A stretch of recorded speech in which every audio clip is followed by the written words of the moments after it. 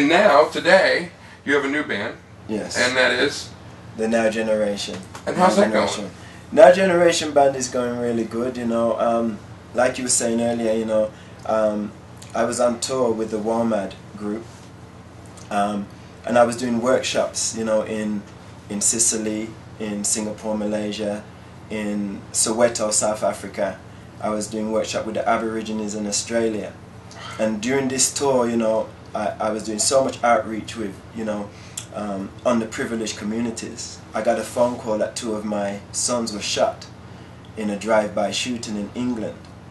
And this was, I think, 1999.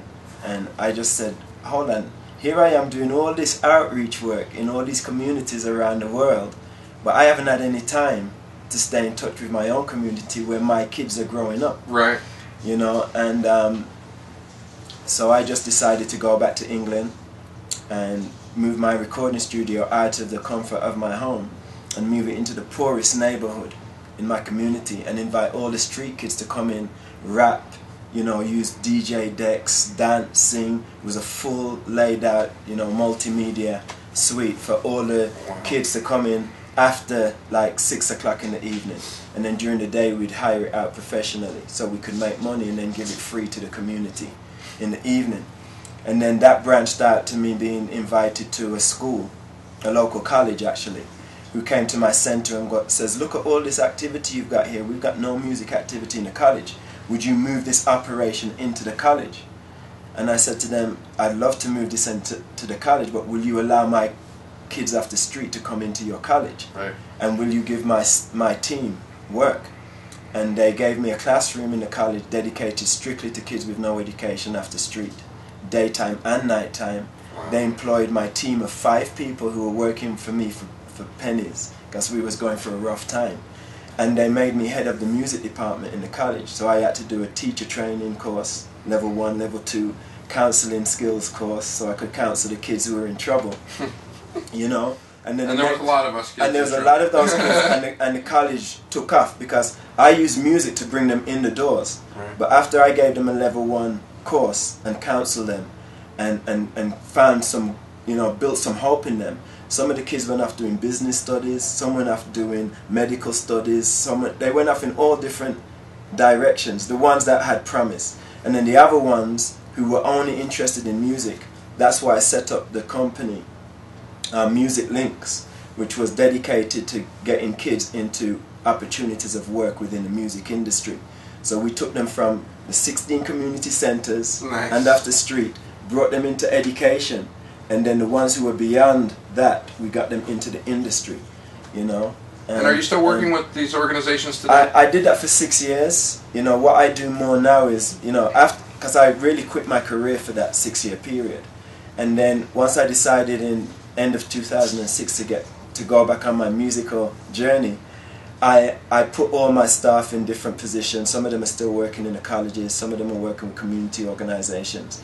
But what I do now is I kind of just be more of an advisor to new organizations that want to know how did I create, you know, that. Yeah, because you were doing that, I mean, years ago when people were, this was never even thought of. You know? No, how can we gather children in using music? Yeah. I mean, come on. And the final thing was the police department was so impressed with the way the street crime was dropping.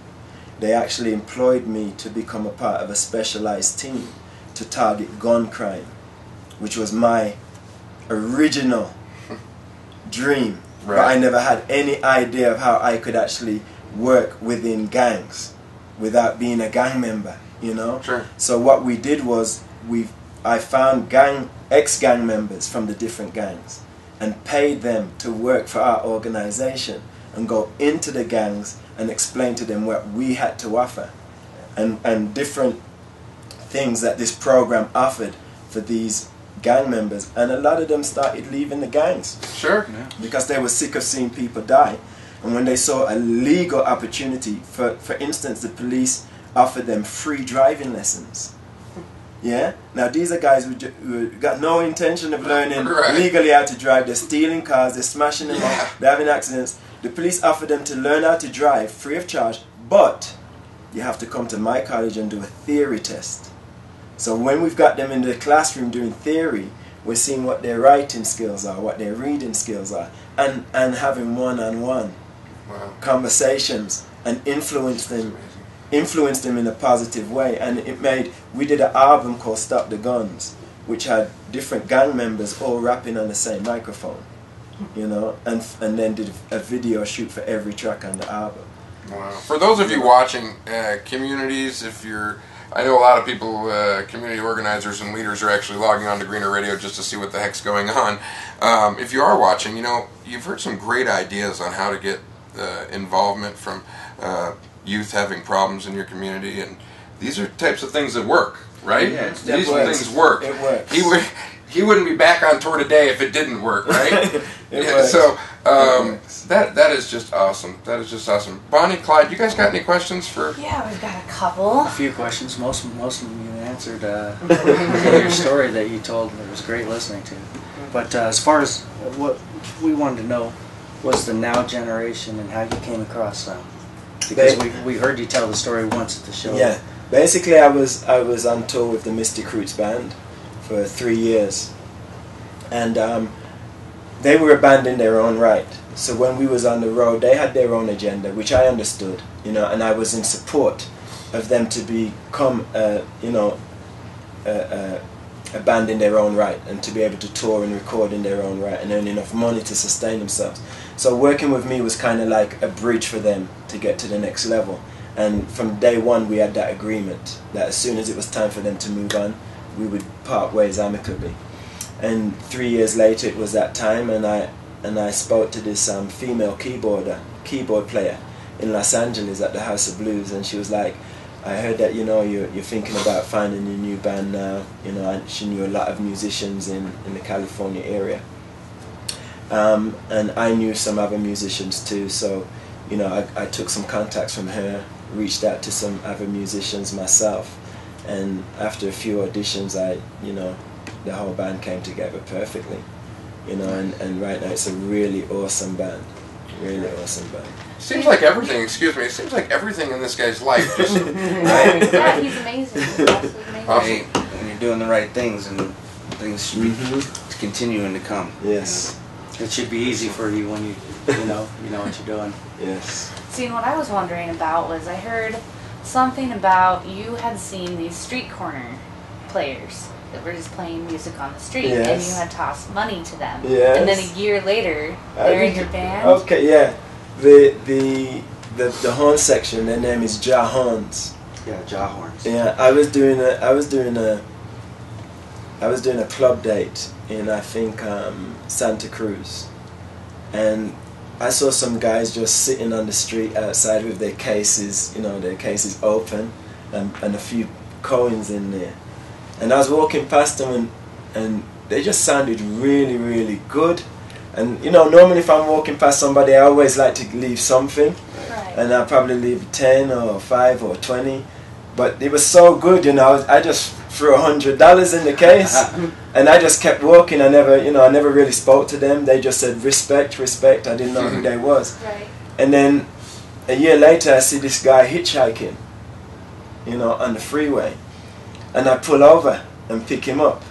And he's like, hi, you're Pato, aren't you? I'm like, wow, yeah, I'm Pato. He goes, you threw $100 in my case, man. I just want to say thank you, bro. We needed that so much. We had a hotel, we had a shower. We was really going through a rough patch. And then, you know, I started talking to him. I'm like, so what you guys up to? He says, yeah, we're a horn section. We're called Ja Horns. And since then we started to get a bit of work. And I was like, maybe one day we can work together, you know.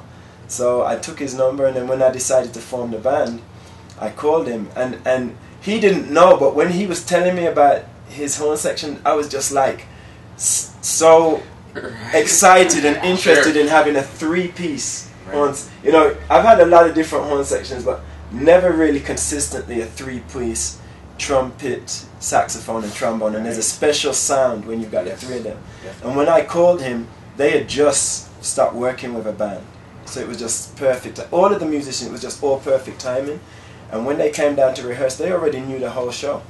Really? They'd already worked on they've worked on material I haven't even rehearsed on yet. That's nice. And sometimes they just play stuff to me and I'm like, wow, Right. you know that track too? And they're like, when you're ready, man. When you're ready. Yeah, they already had it. So yeah, they're really good. Cool. Really good.